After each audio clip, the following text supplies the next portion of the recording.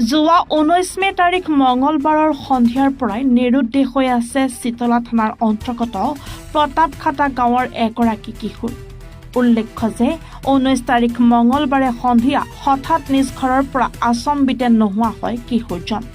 হাবিবুল্লাহ ৰহমান নামৰ 15 বছৰীয়া কিশোৰগৰাকী সন্ধানহীন হোৱাত পৰিয়ালটোত বিৰাজ কৰিছে এক চাঞ্চল্য।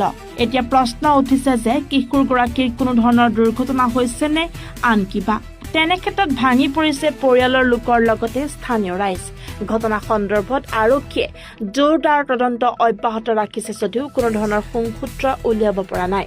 যদি কোনো সদাশয় ব্যক্তিয়ে সন্ধান পায় তেন্তে 9101540978 অথবা 7002281559 নম্বৰত যোগাযোগ কৰিবলৈ কাটৰ আহ্বান জনাইছে পৰিয়ালৰ লোকে।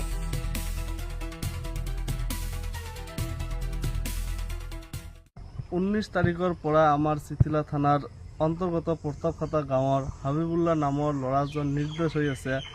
আমি চিতলা থানাত এখন এজাহাৰ দাখিল কৰিছোঁ, এতিয়ালৈকে কোনো খবৰ পোৱা নাই। আৰু আমাৰ 15 বছৰীয়া ল'ৰাজনক কোনোবাই যদি দেখা পায় স্ক্ৰীনত দিয়া নম্বৰত অনুগ্ৰহ কৰি যোগাযোগ কৰিব। সাপতগামৰ পৰা আব্দুল হামিদৰ ৰিপৰ্ট, এনি ভাৰত 24।